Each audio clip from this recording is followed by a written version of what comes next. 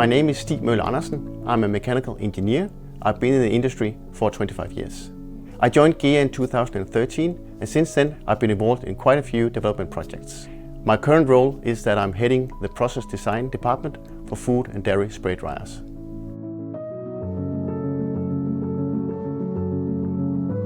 At GEA, we always try to stay in the forefront of innovation. And I would say that there are three things that pitches into what we decide to focus on. Number one is food safety. Our customers are asking for solutions that are improving their food safety, always. Second thing that I would like to mention is reliability. The assets that our customers are investing in are expensive, so they need to have them available as many hours as possible at full capacity or as high capacity as possible. And high capacity and high availability should be with a minimum fossil fuel consumption. The last thing that I would like to mention is maintainability. We need to be able to sell products that are easy to maintain. For example, we should avoid heavy lifts. A very good example of this is the development of our new re-engineered bag filter called SANICIP II.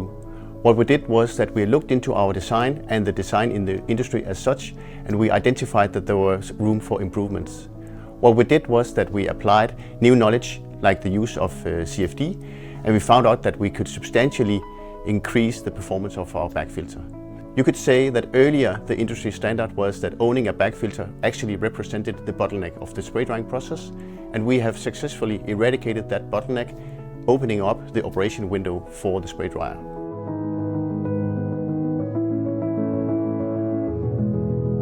There are two fundamental design changes that I would like to mention. Number one is the air and powder inlet.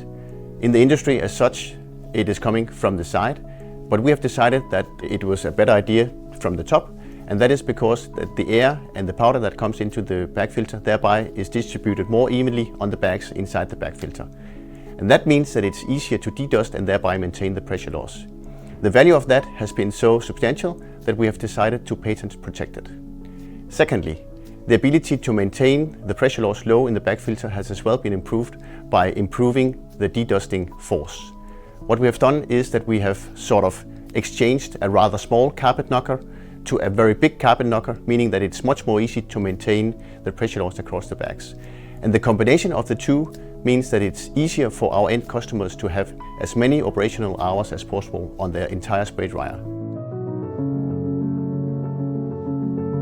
Well, the first industrially commissioned SANICIP II was put in operation in 2020, and since then we have now achieved 8 of those installed all over the globe, and the feedback from all of our customers is that yes, it works much better. What they have achieved is that they can focus on their core spray drying process rather than keeping half an eye, maybe a full eye on the bag filter, and thereby they can have both eyes on the spray drying process. And what that boils down to is more production hours at higher capacity and thereby more income. And that was the objective. Well, apart from the obvious benefit that I explained before about the half eye or the full eye, then another substantial advantage for the operators is that every time that they have to change the bags, that is normally once a year, they have to pull the cages, and the cages in the new SANICIP II, they are lighter and shorter, and that means that it's easier to change the bags. The SANICIP II can be applied to existing dryers, both if the dryer does not have a bag filter or if the existing dryer have a bag filter that is underperforming. I would really encourage everyone who would like to open up that operational window that I talked about before to give us a call. We'll be happy to help.